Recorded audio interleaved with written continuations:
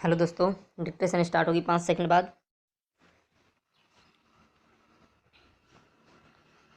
Start.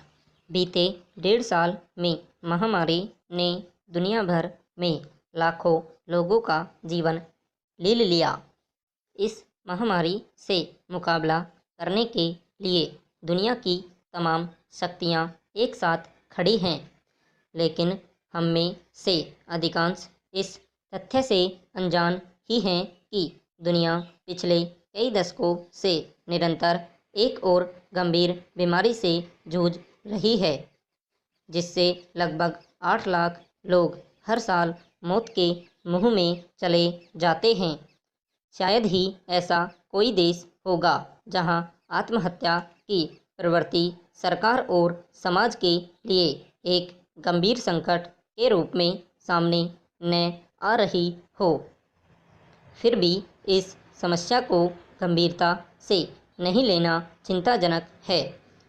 विश्व स्वास्थ्य संगठन WHO के मुताबिक अभी तक कुछ गिने चुने देशों ने ही आत्महत्याओं की रोकथाम को अपनी स्वास्थ्य प्राथमिकता में शामिल किया है और सिर्फ 38 देशों ने राष्ट्रीय स्तर पर रोकथाम रणनीति बनाई है। दुनिया भर में यह मिथक कायम है कि आत्महत्या एक व्यक्तिगत कृत्य है, जिसमें व्यक्ति अपने निजी कारणों के चलते जीवन समाप्त कर लेता है, पर वास्तविकता इससे कहीं अलग है। आत्महत्या के पीछे समाज की भूमिका सबसे अहम होती है। इस तथ्य पर सबसे पहले समाजशास्त्री इमाइल दुर्खीम ने अपनी पुस्तक हार्ड सुसाइड में विस्तृत चर्चा की है। उनसे पूर्व अनेक विद्वानों ने आत्महत्या का संबंध पागलपन और भौतिक दशाओं से जोड़कर देखा, पर दुर्खीम ने एक लंबे और गहन शोध के पश्चात इन तथ्यों को नकारते हुए कहा था कि आत्महत्या का सामाजिक पर्यावरण की विभिन्न दशाओं के बीच का संबंध उतना ही अधिक प्रत्यक्ष और स्पष्ट होता है जितना जैविकीय और भौतिक दशाएं आत्महत्या के साथ एक अनिश्चित और अस्पष्ट संबंध को स्पष्ट करती है। अगर आत्महत्या की घटनाओं से जुड़े दुनिया भर के आंकड़ों का विश्लेषण करें तो यह स्वतः स्पष्ट हो जाएगा कि आत्महत्या का ताना बाना सामाजिक दबावों के चलते ही बुना जाता है। आर्थिक मंदी, अकेलापन, बेरोजगारी आदि समस्याओं को आत्महत्या से जोड़कर देखा जाता है, पर इन कारणों की चर्चा करते हुए आमतौर पर इस तथ्य को भुला दिया जाता है कि भौतिक दशाएं सामाजिक दबाव का ही वास्तविक निरूपण है। हालत की गंभीरता के मद्देनज़र WHO ने कुछ समय पहले नए दिशा निर्देश जारी किए ताकि इस दशक के अंत तक आत्महत्या की वैश्विक दर में 1/3 की कमी के लक्ष्य को हासिल किया जा सके।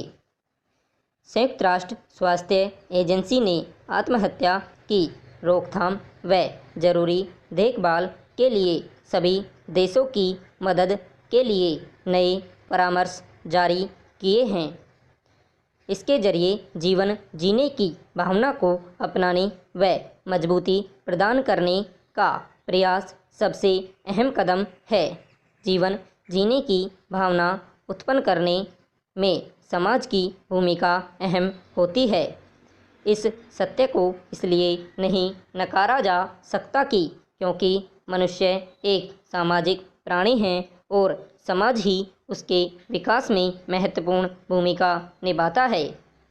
समाज और परिवार से प्राप्त सानिध्य भाव उसे जीवन के तमाम उतार चढ़ाव का मुकाबला करने का साहस देता है। यह शोध स्थापित तथ्य है कि जिन समाजों में मैं की बजाय हम की भावना होती है। उन समाजों में आत्महत्या की दर अपेक्षाकृत कम होती है। समाज की मूल भावना हम में ही निहित है।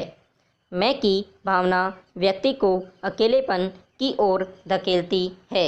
जब स्वयं की उन्नति ही सर्वप्रमुख हो जाती है और इसमें सफलता नहीं मिलती तो आत्महत्या के कारण जन्म लेते हैं।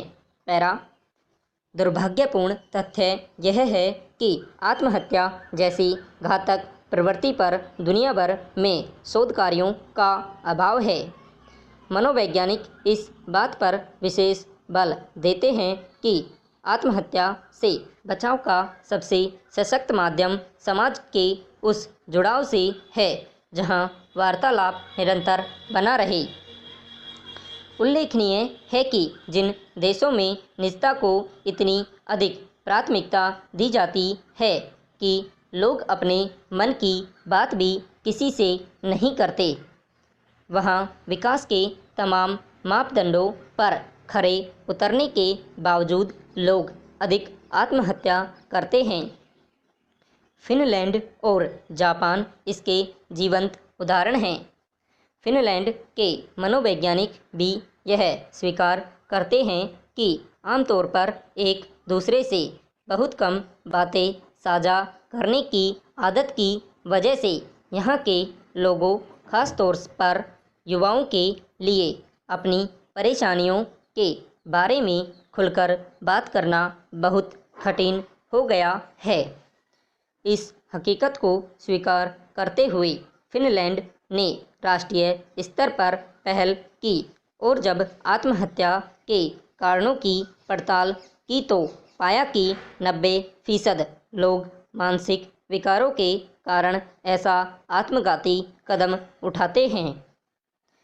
इसलिए फिनलैंड ने अवसाद की पहचान और उपचार के लिए लोगों को प्रशिक्षित किया और एक राष्ट्रीय नेटवर्क के जरिए लोगों में रुख में बदलाव लाने का प्रयास शुरू किया।